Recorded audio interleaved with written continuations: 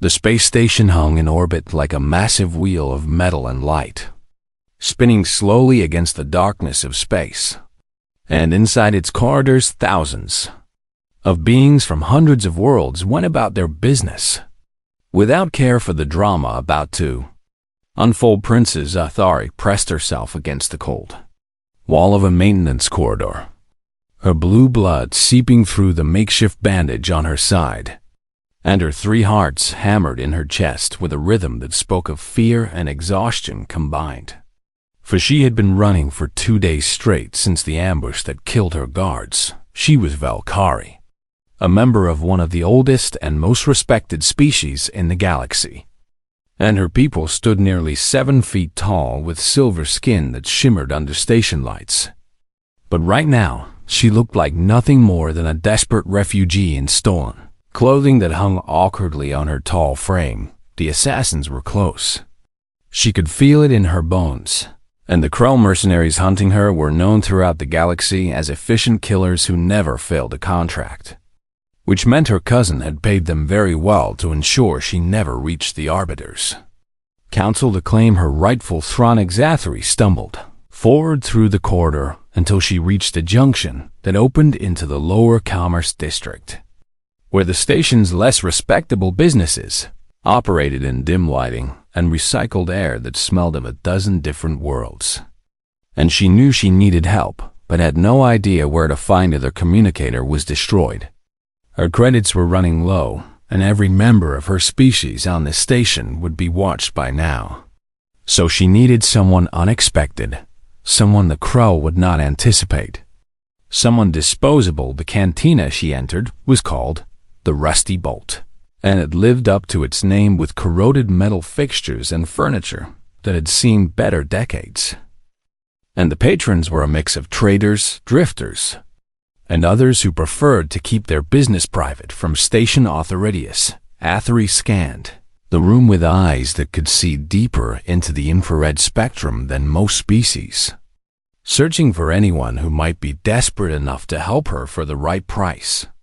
And that was when she saw him. The human sat alone in a corner booth, nursing a drink that looked like whiskey from Earth, and he wore the practical clothing of a freight hauler with a worn jacket that had seen countless jumps through hyperspace, while his dark hair was cut short in a military style that spoke of old habits. Humans were relatively new to galactic society, having only achieved faster than light travel about 200 years ago, and most species considered them weak and primitive, despite their rapid expansion across multiple systems.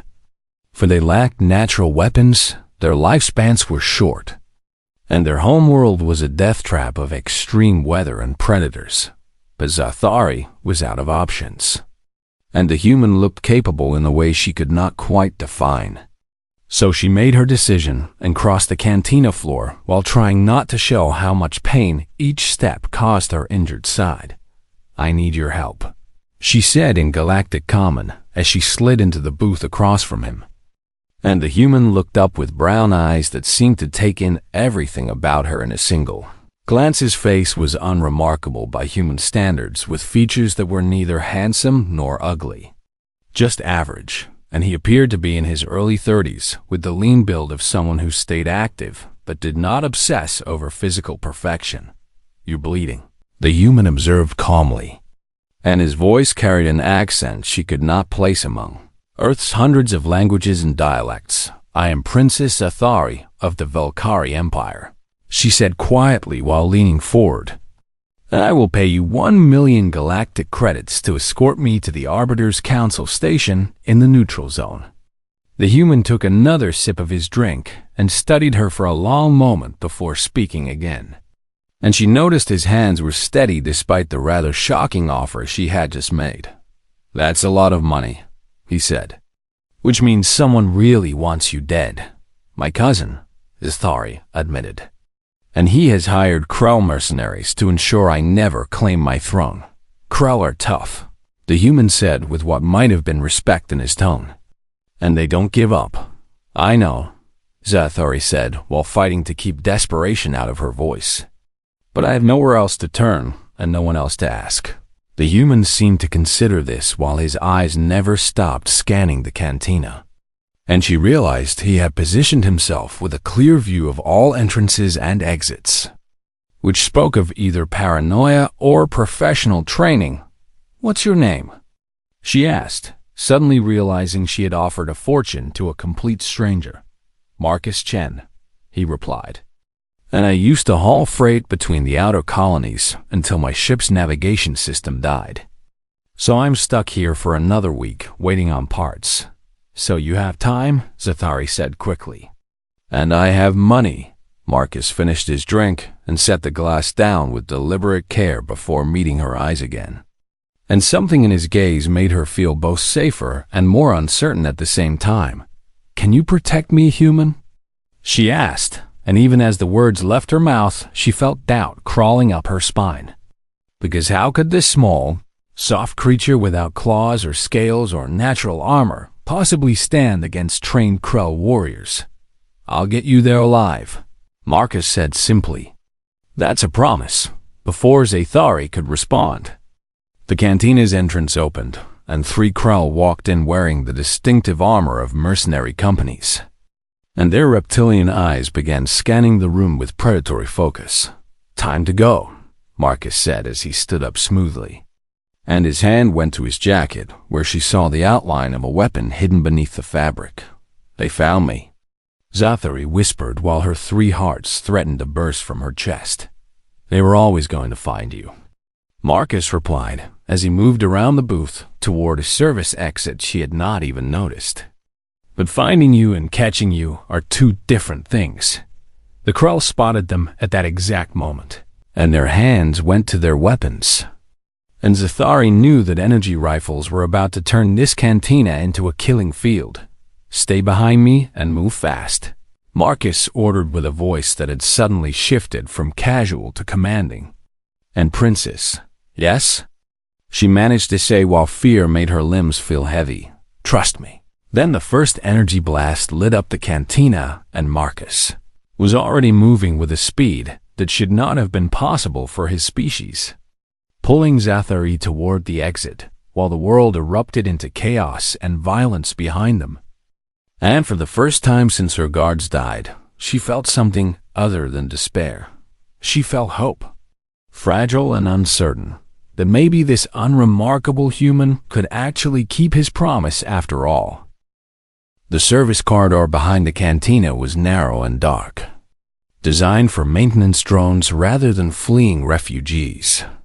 But Marcus navigated it with the confidence of someone who had memorized the station's layout long before Tedek Zathari stumbled after him while energy blasts from Krell weapons scorched the walls behind them.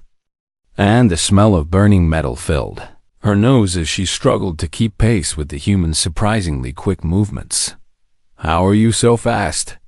she gasped while her injury sent waves of pain through her torso with every step. "Adrenaline," Marcus replied without looking back. "And motivation." They burst out of the corridor into a cargo loading bay where massive containers waited to be shipped to destinations across the galaxy. And Marcus immediately pulled her behind a stack of crates just as 3 Krell emerged from the service exit with weapons raised. "Stay down," Marcus said quietly. And from inside his jacket, he pulled a weapon that Zathari recognized as a human kinetic firearm, which most species considered primitive compared to energy weapons. The Krell spread out in a standard hunting pattern, their scales gleaming under the harsh loading bay lights. And each one stood nearly 8 feet tall with muscles that could crush bone. While their armor could deflect most small arms' fire without trouble, Marcus waited until they were committed to their search pattern before he moved. And when he did move, it was with a precision that shocked Zathari to her core. 3 shots rang out in rapid succession, each one aimed not at armored bodies, but at exposed joints and vulnerable points. And the lead Krell dropped with a roar of pain while the others dove for cover and returned fire. "Run to that cargo loader," Marcus ordered while pointing to a vehicle designed to move heavy containers. "The one with the yellow markings. What about you?" Zathari asked while energy blasts turned the air above them into a light show. "I'll be right behind you," Marcus said before firing twice more. "Now go."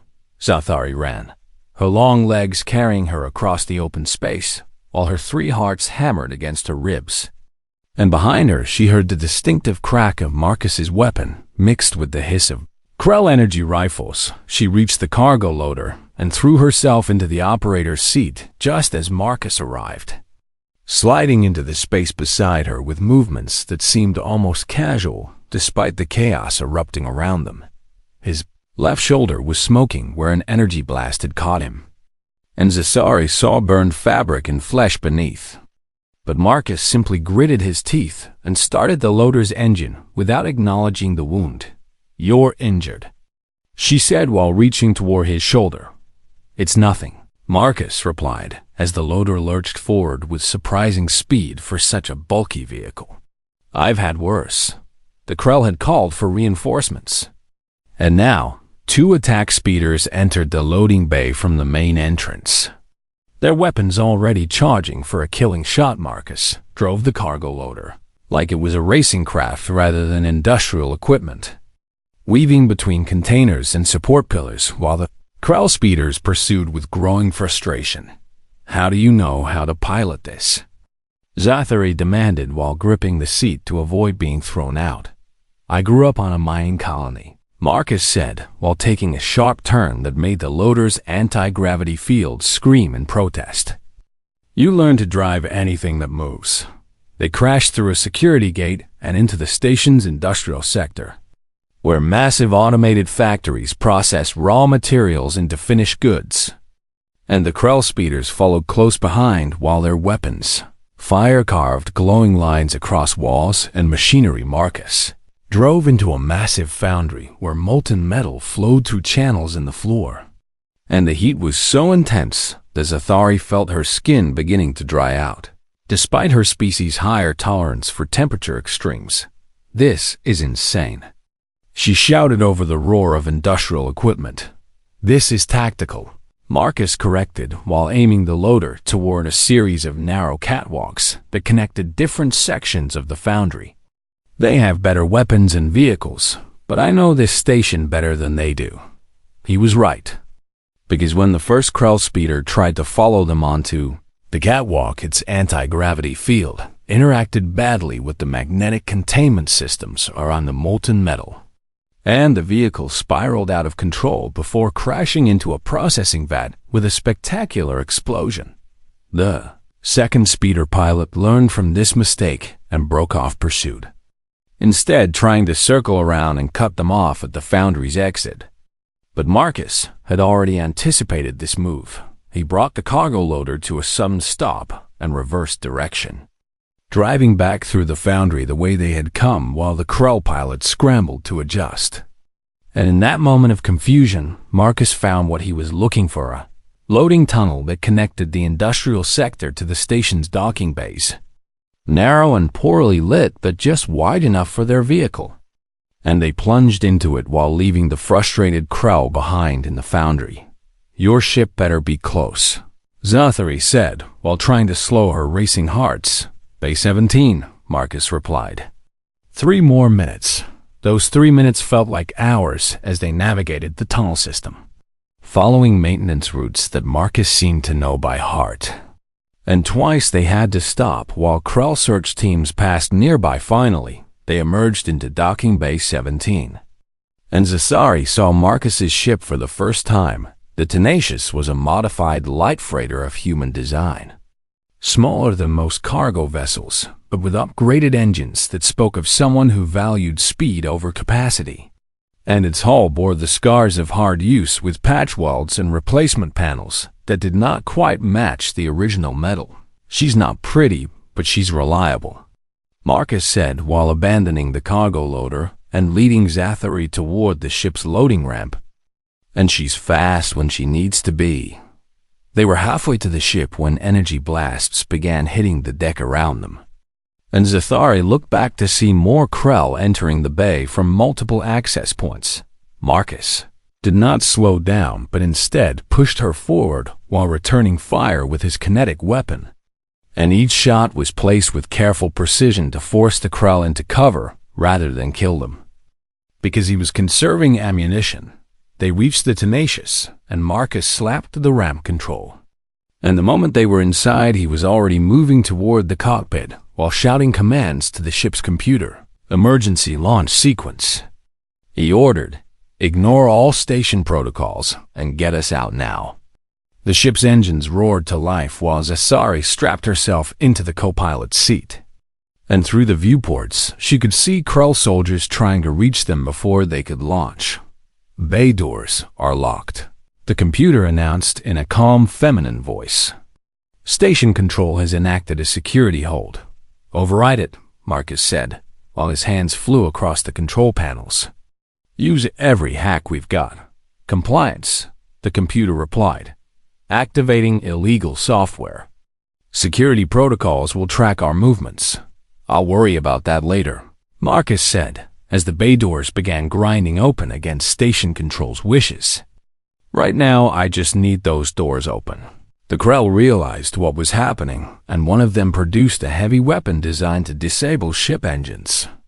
And Zathari watched in horror as the soldier took aim at the Tenacious's main thrusters. Marcus saw it too, and without hesitation, he fired the ship's maneuvering jets while they were still on the deck, sending the Tenacious sliding sideways across the bay floor on a cushion of superheated exhaust. And the Krell shot missed by mere meters. The bay doors were only half open, but Marcus did not wait. Instead, pouring power to the engines and shooting through the gap with centimeters to spare on either side. An alarm screamed as the ship's hull scraped against metal. Then they were free and flying, with the station falling away behind them and the darkness of space opening up ahead. And 3 Krell attack ships launched from other bays in pursuit. "This isn't over," Zathari said while watching the ships closing in on their sensors. "No," Marcus agreed as he pushed the Tenacious to maximum acceleration. "But we're alive, and that's what matters." He looked at her then, his face steady despite the burns on his shoulder and the sweat on his brow. And Zathari saw something in his eyes that she had never expected to see in a human: absolute determination, unshakable and fierce. Like a predator that refused to give up the chase. "Strap in tight, princess," Marcus said as his hands moved across the controls.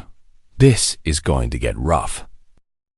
The Tenacious jumped to hyperspace with barely a second to spare, leaving the Krell attack ships behind in normal space, where they could not follow without knowing the destination coordinates. And for the first time in days, Zathari felt like she could breathe without fear closing her throat. Marcus slumped in the pilot's seat and finally allowed himself to acknowledge the pain from his shoulder wound. And he pulled off his burned jacket with a grimace that revealed the extent of the damage. "Let me help you," Zathari said while moving toward the ship's small medical bay. "I have some training in emergency care." "I'm fine," Marcus insisted. But the way he favored his left side told a different story. "You took an energy blast from me," Zathari said firmly. "And now you will let me treat it, or I'll make your life very difficult for the next 3 days. Marcus actually smiled at that, a small expression that softened his face, and he followed her to the medical bay without further protest. The wound was worse than Zathari had feared, with burned tissue that went deep into the muscle. And by all logic, Marcus should have been unconscious from shock and pain. But he sat calmly on the examination table while she worked. "Your pain tolerance is remarkable," she said, while applying a universal healing gel that would work on most carbon-based life forms. "Most species would be screaming. Humans are good at ignoring pain when we have to," Marcus replied. "It's a survival trait from our evolution. Tell me about your world," Zathari said while bandaging the wound. "I confess that my people know very little about humanity beyond the basic facts." Marcus leaned back against the wall, and his eyes took on a distant look, as if he was seeing something far beyond the ship's metal walls. "Earth is a difficult world," he said. "Not as harsh as some, but not gentle either.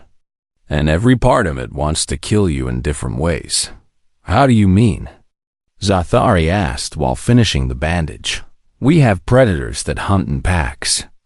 Weather that changes without warning, diseases that spread through populations, and a gravity that makes us strong just from walking around, Marcus explained. And for most of our history, we didn't have technology to protect us from any of it, so you adapted, Zathari said while sitting down on a nearby chair.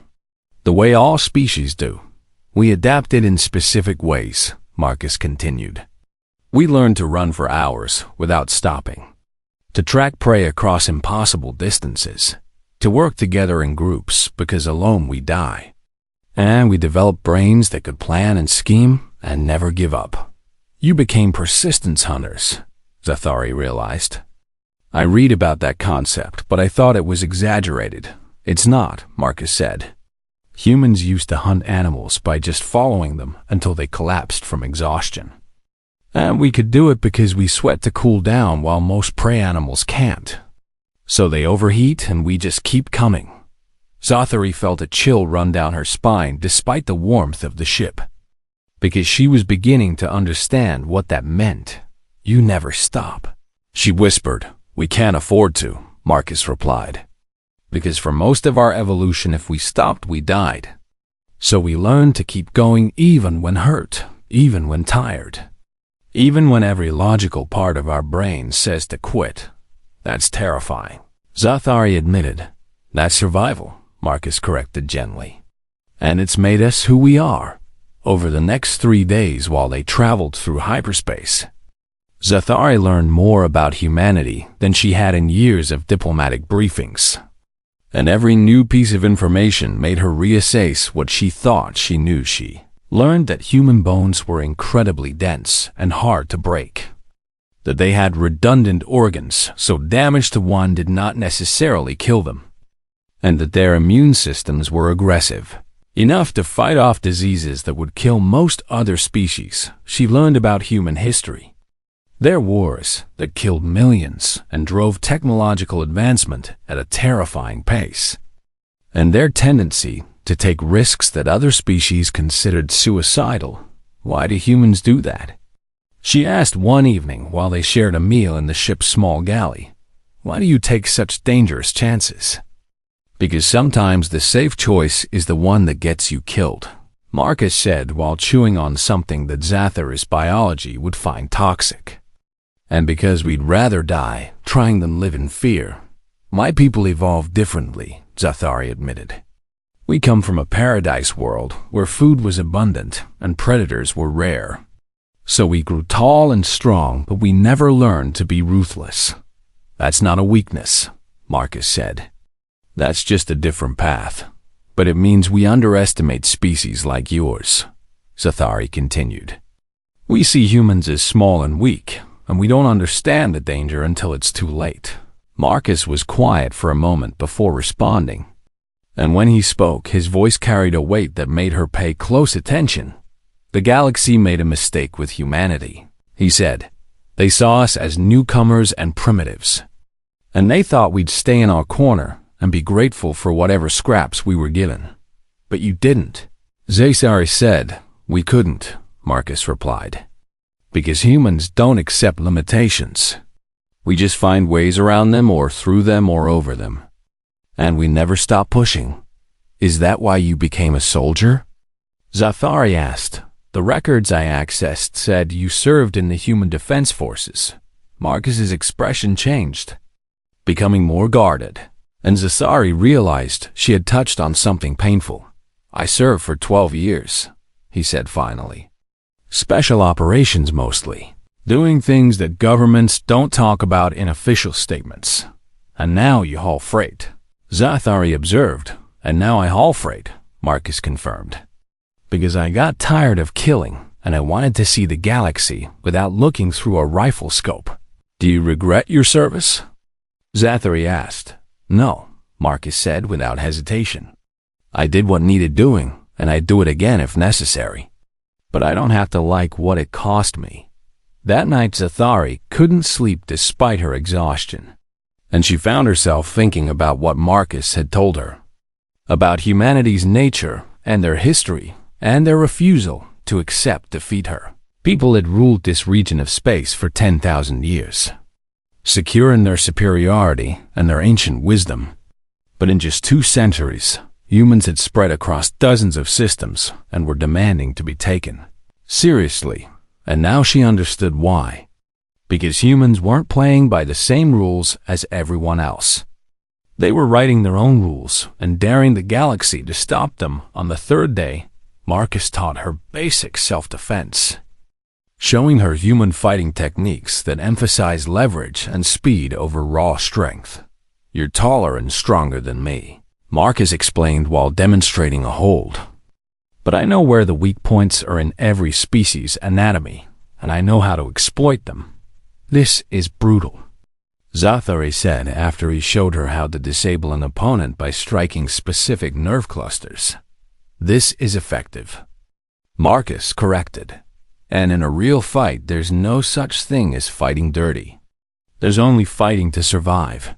My people would consider this dishonorable," Zathari admitted. "Your people evolved in paradise," Marcus reminded her. "Humans evolved in hell, and that makes all the difference." They were practicing a defensive technique when the ship's alarms began screaming, and Marcus was moving toward the cockpit before Zathari could even process what was happening. She followed to find him, staring at the sensors with an expression that mixed anger and concern in equal measure. "What's wrong?" she demanded. "We've been pulled out of hyperspace," Marcus said while his hands worked the controls. "Someone set up an interdiction field." "The Krell?" Zathari asked while fear returned to squeeze her hearts. 3 warships, Marcus confirmed while bringing up the tactical display. "And they're already moving to attack positions." "How did they know our route?" Zathari asked. "Someone sold us out," Marcus said grimly. "Probably someone at the station who tracked our jump signature." The 3 Krell warships appeared on the view screen, each one massive and bristling with weapons that could turn the Tenacious into atoms with a single volley. "We can't fight them," Zathari said while her voice threatened to break. "We should surrender." Marcus looked at her then, and his eyes held that same fierce determination she had seen before. That absolute refusal to give up that defined his entire species. "Princess," he said calmly, "I need you to strap into your seat and hold on tight, because I'm about to show you why humans survived to reach the stars." His hands moved across the controls, and the Tenacious's engines roared to full power. And Zathari realized with a mixture of terror and awe that Marcus Chen was about to fight 3 warships with a light freighter, and he thought he could win. The first barrage from the Krell warships lit up space like a small sun, and Marcus threw the Tenacious into a spiral that should have torn the ship apart, but instead sent them dancing between energy beams that could have vaporized them instantly. Dari gripped her seat harness until her knuckles turned white, and her 3 hearts hammered so hard she thought they might burst through her chest. But Marcus sat calm at the controls, with steady hands that moved like he was conducting music rather than fighting for their lives. "They're trying to box us in," Marcus said while sending the ship into a dive that made Zathari's stomach flip. "Standard Krell tactics. They'll use their superior numbers to limit our escape vectors. Then we're trapped." Zathari shouted over the roar of overstressed engines. "Only if we do what they expect," Marcus replied. And he aimed a Tenacious directly at the largest warship with acceleration that pressed them both back into their seats. The Krell ship fired everything it had, creating a wall of energy that no sane pilot would try to fly through. But Marcus was not flying through it. He was flying along the edge of it while using the ship's shields to deflect just enough energy to survive. "You're insane," Zathari screamed. "I'm creative," Marcus corrected while pulling up at the last second. And the Tenacious shot past the warship's hull so close that Zathari could see individual hull plates through the view screen. The 2nd and 3rd warships had moved to intercept, but Marcus was already gone.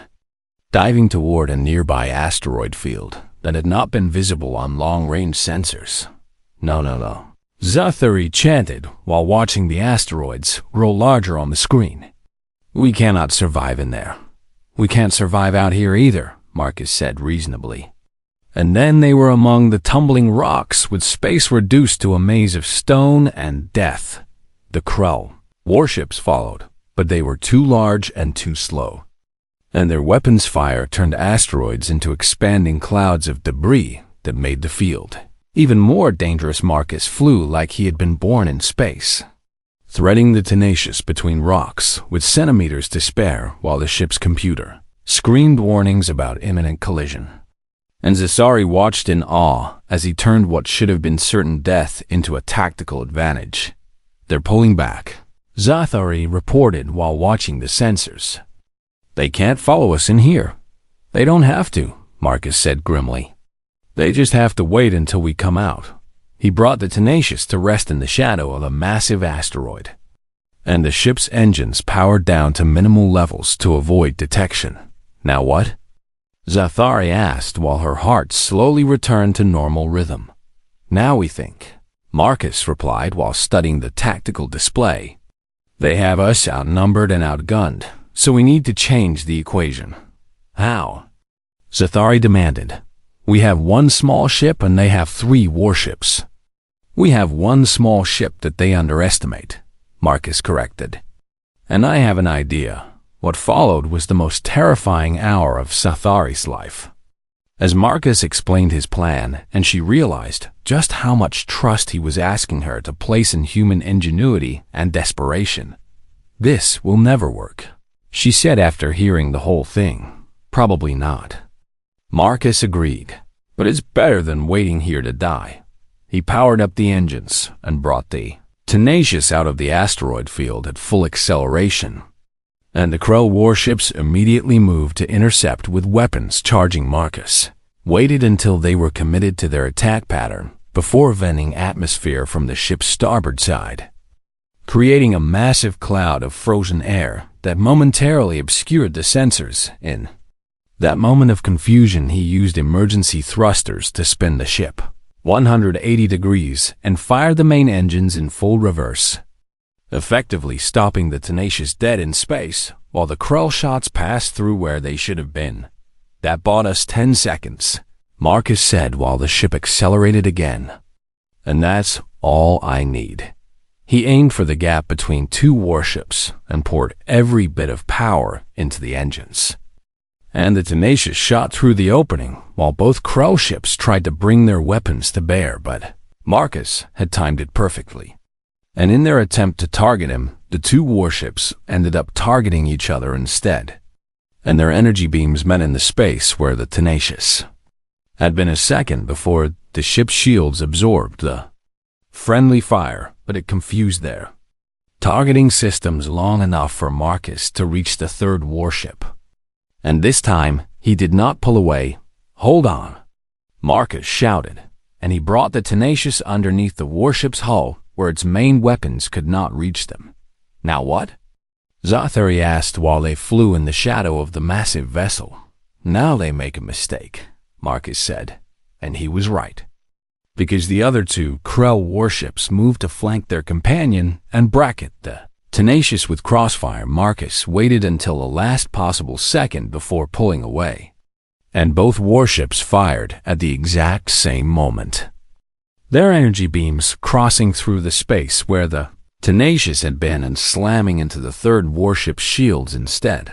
The shields held, but barely, and the 3rd warship returned fire at its companions in confusion before their commanders realized what had happened. You just made them shoot each other, Zathari said in disbelief. Twice, Marcus confirmed with grim satisfaction. And now they're angry.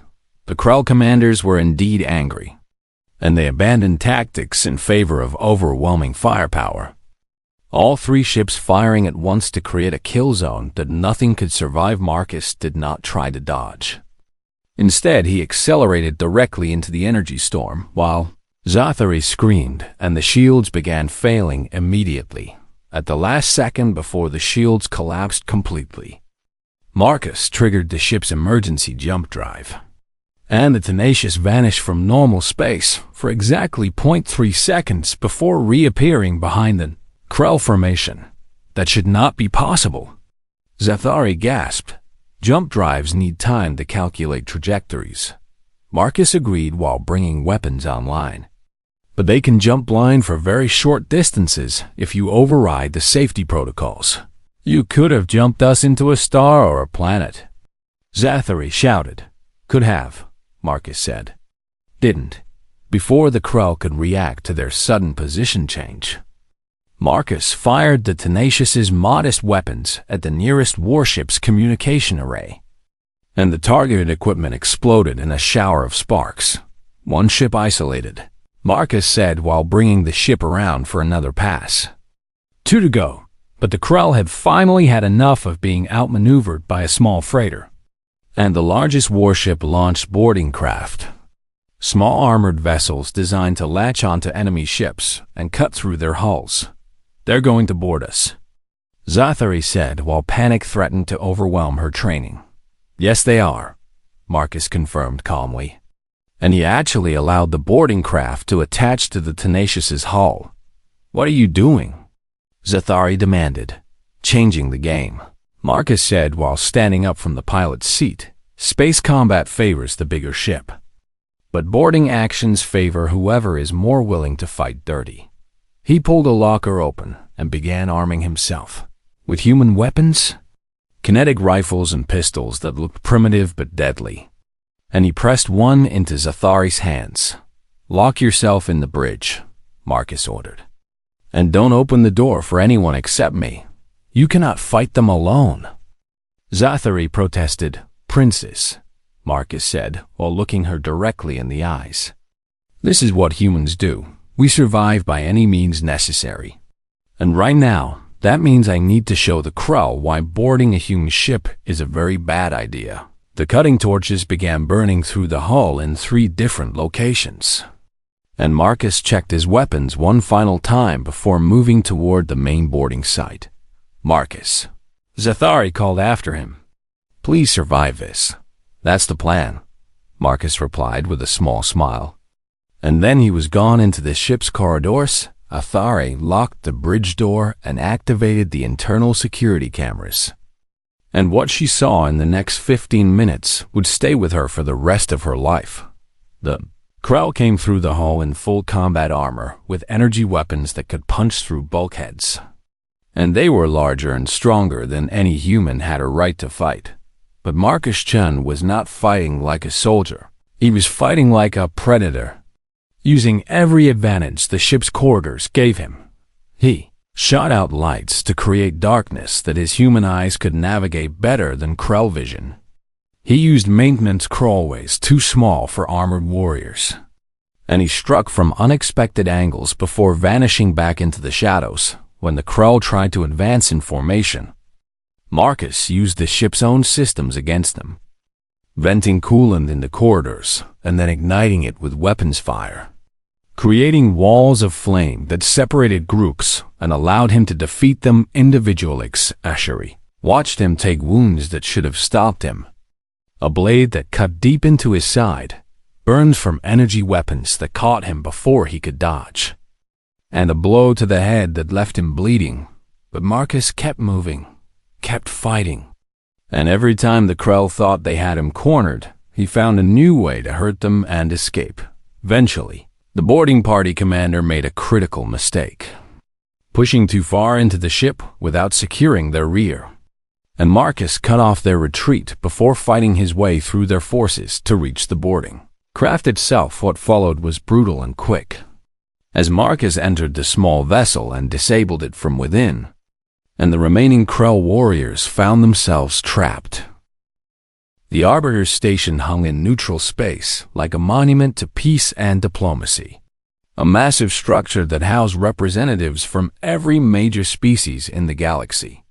And its shields and defensive systems made it one of the safest places in known space. The Tenacious limped toward the station with engines barely functioning and hull breaches sealed with emergency patches.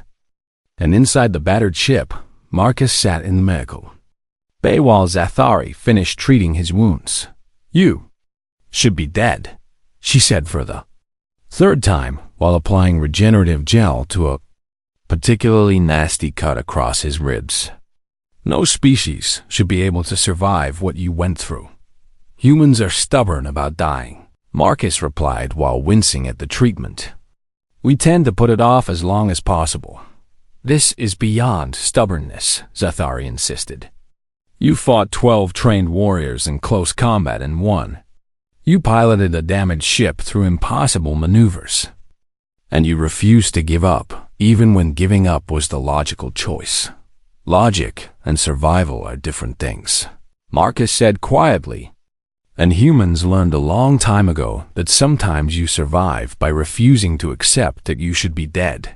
They docked at the station under heavy escort provided by the Arbiters, security forces, and Zathari felt relief wash over her when she realized that her cousin's assassins could not reach her here. The station's medical team took custody of Marcus immediately, and despite his protests, they insisted on thorough treatment for his injuries, while Zathari was taken to secure quarters where she could rest and prepare for the formal hearings. 2 days later, she stood before the Galactic Council in the massive hearing chamber where representatives from dozens of species sat in judgment, and her family waited with the other Velkari delegation to welcome her back into the fold. Her mother, the Empress, stood tall and regal with silver skin that shimmered under the chamber's lights, and her expression mixed relief with concern. "My daughter," the Empress said formally, "we are grateful to see you safe after your ordeal. I am grateful to be here." "Mother," Zathari replied with the proper diplomatic courtesy, "though I would not be here at all without the human who protected me." A ripple of murmurs went through the assembly, and Zathari saw many species exchange glances that spoke of surprise and skepticism. The chief arbiter, a Hetheran whose crystalline form refracted light in patterns that indicated his thoughts, spoke from his position at the center of the chamber. "Princess Zadar," he said with his voice resonating like struck glass, "please tell the council what transpired after the attack on your convoy." Zathari told them everything, from the moment she met Marcus Chun in a dingy cantina to the final battle with the Krell warships, and she did not spare any details about human capabilities or her own initial doubts. "I confess that I underestimated him," she admitted while her voice carried through the chamber. "I looked at Marcus Chun and saw a weak, primitive creature from a species we had dismissed as unimportant." "And what did you learn?" the chief arbiter asked. "I learned that humans are not weak," Zathari said firmly. "They are survivors. They are warriors. And they refuse to accept defeat even when facing impossible odds." A Krell representative stood from his delegation, his scales gleaming with authority, and his voice carried the arrogance of a species that had never been defeated in single combat. "With respect, Princess," the Krell said, "you exaggerate. Humans are known to be physically inferior to most species. They lack natural weapons or armor, and their lifespans are so short that they barely have time to gain wisdom. Then explain how one human defeated 12 of your warriors in close quarters combat," Zathari challenged. "Explain how he outmaneuvered 3 of your warships with a damaged freighter. And explain how he survived wounds that would have killed any Krell." The representative had no answer, and uncomfortable silence filled the chamber. A Zen scholar, known throughout the galaxy for his military analysis, stood to speak, and his 4 eyes focused on different displays simultaneously. "If I may address the council," the Zen said, "I have studied human military history and capabilities extensively, and I believe the princess's account is not only accurate but understated." "Explain," the chief arbiter commanded. "Humans are unique among spacefaring species," the scholar continued. "They evolved under conditions that most of us would consider a nightmare world, where survival required constant adaptation and conflict." He activated a holographic display It showed Earth's geography and history. And gasps echoed through the chamber as images of human wars and natural disasters played out. They developed under gravity higher than galactic average, which made them physically denser and stronger than their size suggests, the scholar explained. They evolved persistence hunting techniques that allowed them to pursue prey for days without rest. And their psychology developed around problem solving under extreme stress. Surely this makes them dangerous, a Keth representative said nervously. Should we not be concerned about such an aggressive species expanding through the galaxy? Aggressive is the wrong word, the scholar corrected. Humans are pragmatic. They do whatever is necessary to survive. And in 200 years, they have spread to 40 star systems, not through conquest, but through sheer determination. Marcus entered the chamber at that moment, and Zathari felt her heart lift at seeing him alive and moving. Though she noticed he still favored his left side, where the worst injuries had been, he wore simple clothing rather than formal attire, and he looked completely out of place among the assembled representatives with their elaborate garments and diplomatic bearing. Marcus Chen, the chief arbiter, acknowledged. You have been summoned to provide testimony regarding your protection of Princess Zathari. I'm here, Marcus said simply, and his lack of formal speech caused another ripple of murmurs through the assembly. Tell us, the chief arbiter continued. Did you know who the princess was when you agreed to protect her? I knew she was in trouble and needed help, Marcus replied. That was enough. And you faced Krell warriors knowing they were superior in strength and numbers? The arbiter asked. Superior in strength, maybe, Marcus said. But I had advantages they didn't understand, and I used them. What advantages could a human possibly have against Krell? The Krell representative demanded. Marcus looked at the warrior with steady eyes, and his voice carried throughout the chamber with quiet authority.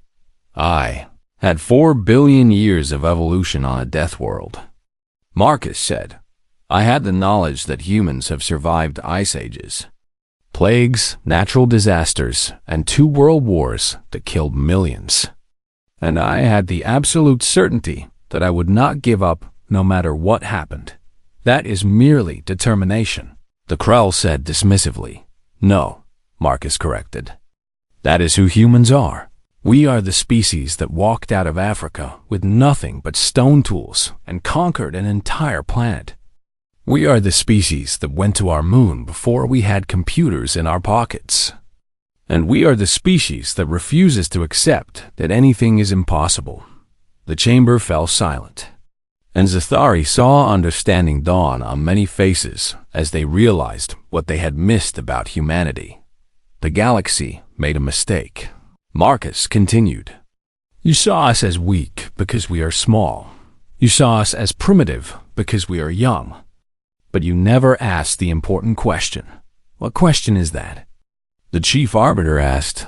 You never asked what kind of species survives 4 billion years on a planet that tries to kill you every day, Marcus said. And the answer is this. The kind of species that never, ever gives up. Zathari stepped forward then, and her voice rang with authority that came from her royal bloodline and her recent experiences. I formally request that Marcus Chun be appointed as my personal guard when I assume the throne, she announced. And I further request that the council open formal negotiations with humanity to establish fair and equal treaties. This is highly unusual, her mother said, though her tone suggested approval rather than disapproval. These are unusual times. Mother, Zathari replied, and I have learned that humans deserve our respect, not our condescension. The council debated for hours while Marcus and Zathari waited in an antechamber. And finally, the chief arbiter summoned them back to announce the decision.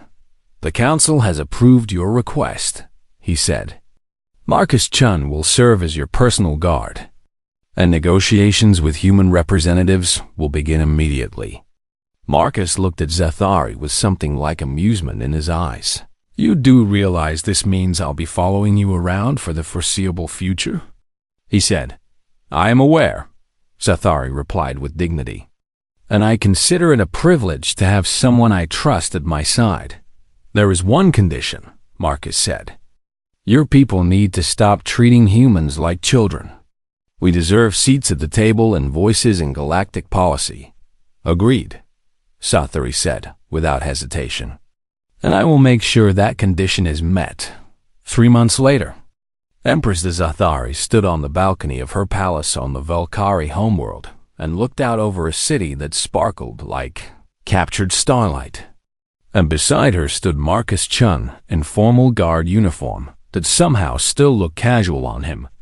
Do you regret accepting my offer? She asked while watching the sunset paint the sky in colors Earth had never known. Sometimes, Marcus admitted. Palace life is boring compared to hauling freight. I could release you from your oath. Zathari offered.